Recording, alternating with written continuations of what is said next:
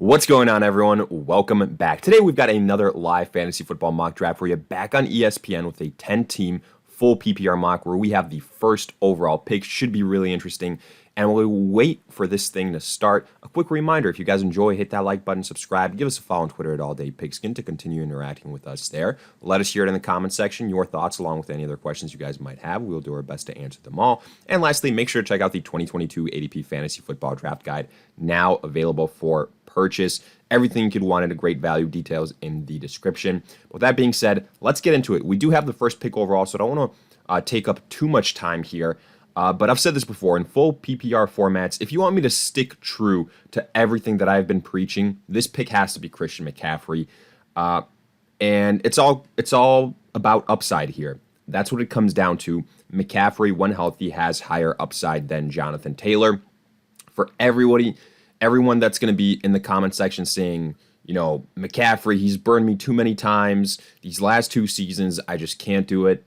I completely understand. I understand where you're coming from, but, I continue to say, yes, there's risk associated with it. So in turn, you just have to build out your roster after selecting a Christian McCaffrey type the proper way. That's by ensuring yourself at the running back position. This being a 10-team league, I think we're going to be able to do that. I think we're going to have some really good running back options here in the second round.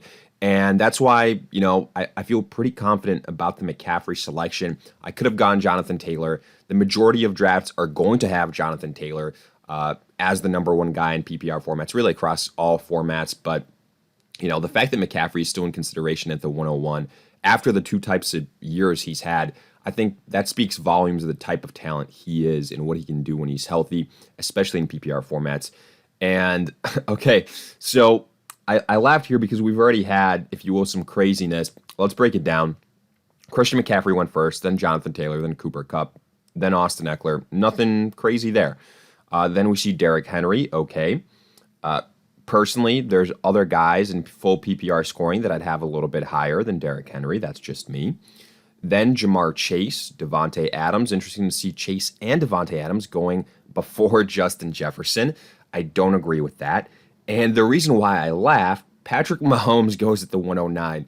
Now, there's a lot of reasons why, that's a little bit funny. And I'm not going to stop, recording this episode just because that happened for a couple of reasons. First and foremost, even though you're not going to see this too many times, I guarantee you're going to have somebody in your leagues, especially in your home leagues, whatever it might be, office leagues, et cetera, that draft a quarterback way too early. Like, I'd say in the second round is way too early, but obviously in the first round is preposterous. And then another reason why it's funny, Patrick Mahomes is even ranked as the number 1 quarterback heading into the season. Typically, that's Josh Allen. So, yeah, that's an absolute reach. That's an absolute awful pick. That gets an F grade. Do not do this.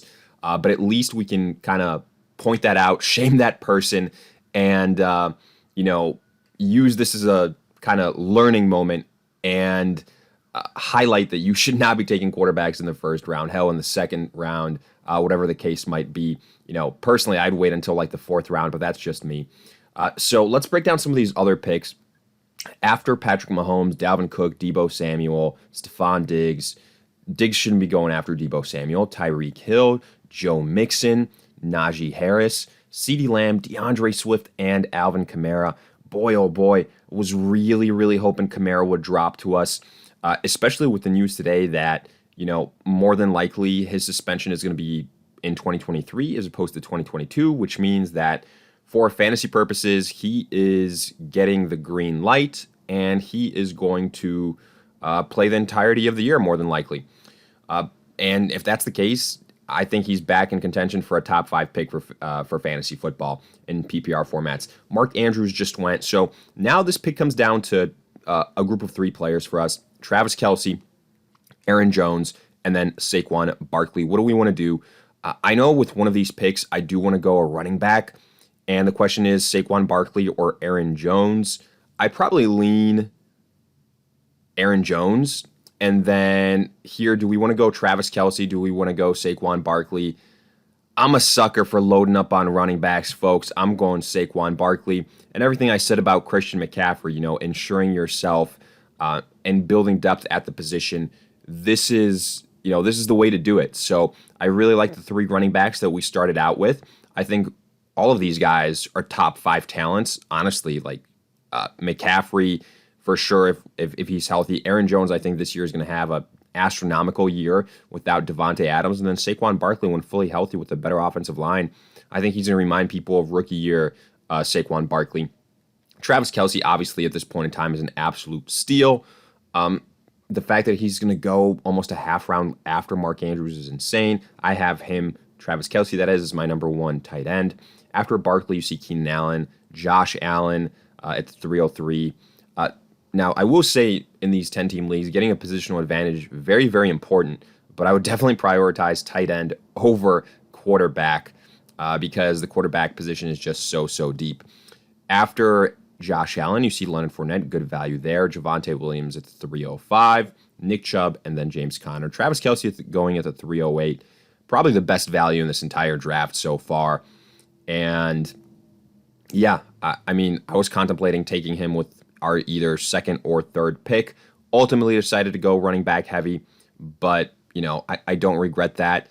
It's a strategy that I've committed to for years on end, and it pays dividends when you understand that the running back position for fantasy purposes is the most important position.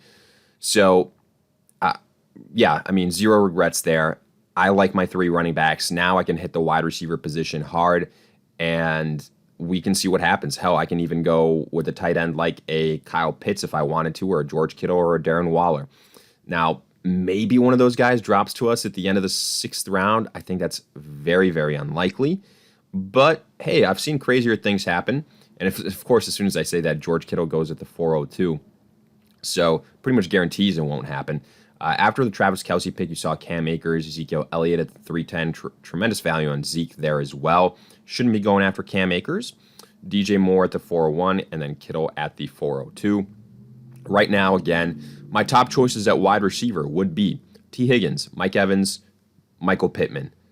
Other guys that I like, Terry McLaurin, Allen Robinson, Mike Williams. So I do think we have some pretty good options here. We could be in a lot worse of a situation. Mike Evans just went at the 403. Great value on him, honestly. Tough to nitpick that selection. Even if it's full PPR, Mike Evans in the 4th round, tremendous value. J.K. Dobbins goes at the 404. Okay. I mean, honestly, the fact that Travis Etienne is still there, very, very tempting, but I've gone 3 running backs. I don't need to get too crazy here. I want to turn my attention to the pass catchers. Let's see what's going on here at tight end. Kyle Pitts is the next highest ranked guy. Then Darren Waller. Wide receiver, Higgins is still there. Jalen Waddle's still there. Actually, okay. The Cowboys defense just won in the 4th round, folks. It's going to be that type of mock draft. So put an asterisk next to this one. I apologize, but we're going to continue with it unless we just see absolute mayhem be unleashed here. But yeah, David Montgomery just went. So right now, let's look at big picture here. I'm looking at T. Higgins. He's going to be one of our first picks. And then if we want to go another wide receiver, I've mentioned Allen Robinson. I think Allen Robinson might drop to us. I'll go with the top 5 tight end, Kyle Pitts. So let's get a pass catching, wide receiver-esque tight end to hopefully get a positional advantage there. I'm hoping we don't see like a kicker being drafted here in the 5th round. If that happens, then we might have to scrap this thing altogether because, even though I've made an exception with the Patrick Mahomes thing and then the Cowboys defense, we can only go so far. Scary thing is the person that drafted the Cowboys defense is on auto pick. So literally whatever happens next is anybody's guess. And of course, it's a pick that makes sense. It's Breece Hall. So yeah, I guess that person's a huge fan of the Cowboys defense. I don't know what to tell you there, folks. That if the Patrick Mahomes pick got an F grade, then that gets, I don't know. a Z grade, because that's absolutely awful. You should be banned from your fantasy league for doing something like that. So let's look at the other picks. Let's break down the picks that actually make sense. David Montgomery, we went with T. Higgins. I went for the upside. Then Kyle Pitts, again, I wanted to get a quote-unquote positional advantage at the tight end position. I knew probably Darren Waller or Kyle Pitts wouldn't be available to me at the end of the 6th round, so I said, the hell with it. Let's pull the trigger on one of those guys. I went with Pitts.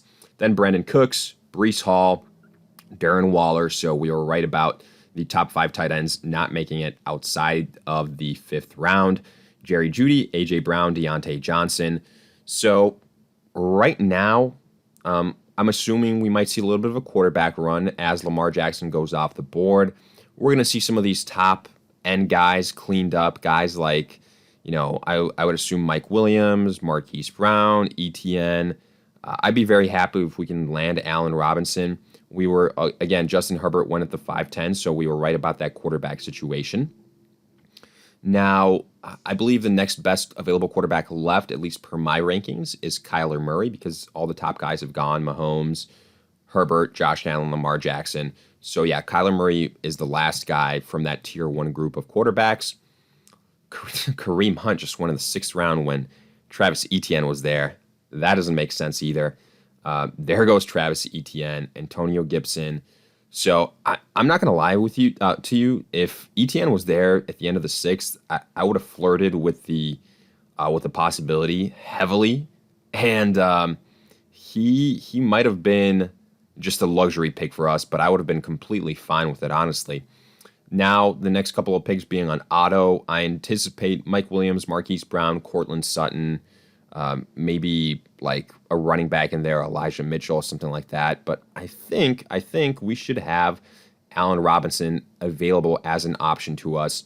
Dalton Schultz just went. There goes Mike Williams. There goes Marquise Brown. And then there goes Cortland Sutton. So pretty much exactly like we called it. Now, one of these picks is going to be Allen Robinson. That is easy. Now, the next question we got to answer, do we want to go quarterback here and Kyler Murray, or do we want to go with a wide receiver? I think we could potentially, Kyler Murray isn't going to make it back to us. This is tough. Do we go, I think I can get a pretty good wide receiver and get some depth in the later rounds. I'm going to go with Kyler Murray, the hell with it. I think he's still there. Yeah, I didn't accidentally snooze through that selection. So I'm going Kyler Murray, nabbing him there, getting a top 5 quarterback in my opinion. We got Allen Robinson, so I like the way this broke for us. Yeah, our running backs, very, very happy with that. A wide receiver, we need to add some more depth there. I am not poo-pooing that. Definitely going to hit that hard with our next 2 selections. Kyle Pitts, we're not going to add any more tight end depth, considering we have him and the draft capital we spent on him. Same with Kyler Murray. So honestly, right now, the name of the game becomes just adding depth at wide receiver and at running back. So guys that are going to be in contention for us. Let's see. Running back. Again, I continue to say this. The value on A.J. Dillon at 115, it's pretty good.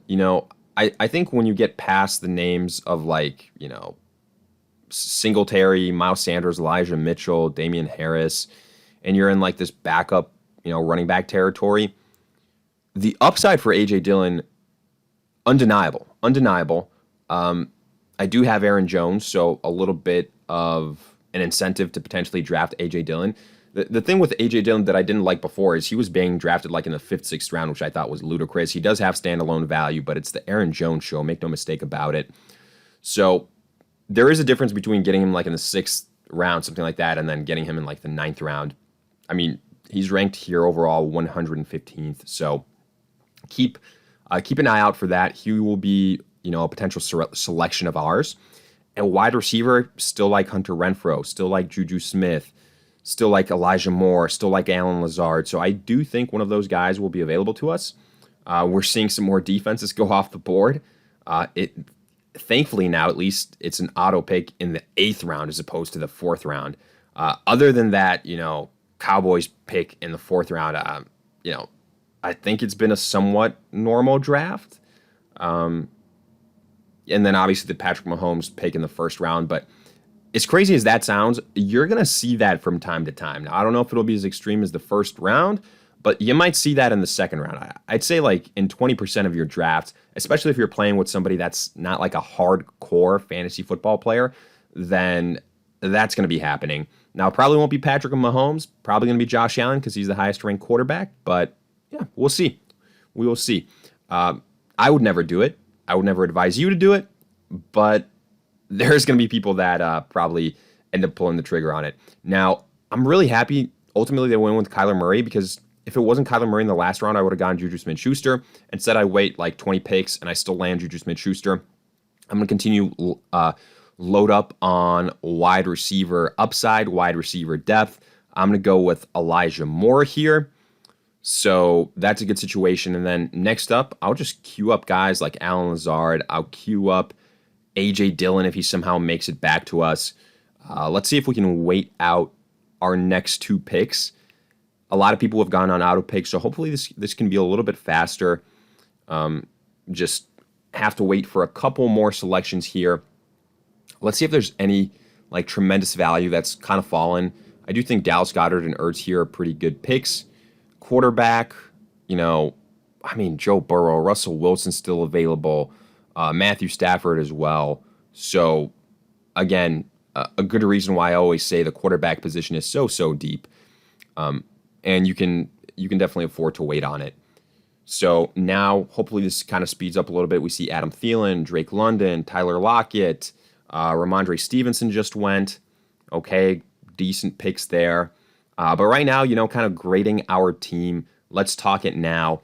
And running backs, I think we get an A grade. Honestly, I'm not even being, overly confident. I think that's how you have to treat the situation. I will say something interesting. Ramondre Stevenson went ahead of Damian Harris. They probably should be going pretty close to each other, but I would still give the edge to Damian Harris ahead of Ramondre Stevenson, even with the rumors that Harris might get traded. I mean, I don't base my projections and my drafts on what might happen. I base it on the facts, and the fact right now is Damian Harris is still with the Patriots, and he's still their number one running back. Aaron Rodgers, then Devonta Smith, and Justin Tucker, Chase Edmonds. So getting back to our draft grade, though, like I said, I think our running backs get an A grade. I like the value we got in T. Higgins and Allen Robinson. Then we got Juju and Elijah Moore. I think we salvaged that. I think that gets a B plus grade even. Kyle Pitts, Kyler Murray, they're on paper supposed to be top 5 at their position, so I like that. It's a 10-team league, getting the positional advantage there. We did it the right way. Allen Lazard just got selected, but it's not the end of the world. We will see what else we can do here. I think right now this is honestly a pretty good roster, like B plus, A minus type of roster. We kind of followed our blueprint. The one thing we could have done was like selected Travis Kelce instead of Saquon Barkley, but we got Kyle Pitts, so it's not the end of the world. At wide receiver, what else is left? DeAndre Hopkins at this point in time, I can take a chance on him with him being suspended, but going to come back at a later point in time. Let's see if it makes it to us. If he does here, then our next two picks will be A.J. Dillon and DeAndre Hopkins. If one of those guys isn't there, then it's probably, I might get some backup depth at the tight end position like a Cole Kmet. So let's see what happens here, and then we'll wrap it up. But yeah, I think this is a pretty good roster, pretty competitive. Let me know your thoughts in the comment section along with any other questions you guys might have. I will do my best to answer them all. And then if you guys enjoyed, as always, hit that like button, subscribe, give us a follow on Twitter at AllDayPigskin to continue interacting with us there. But here, let's make our final selections. A.J. Dillon, I mentioned it before, and then we're going to go with DeAndre Hopkins, so to fill out that roster even a little bit more so. But in the meantime, yeah, check out the 2022 ADP Fantasy Football Draft Guide as well. Details in the description. Everything you can want at a great value. But in the meantime, we'll see you guys in future videos.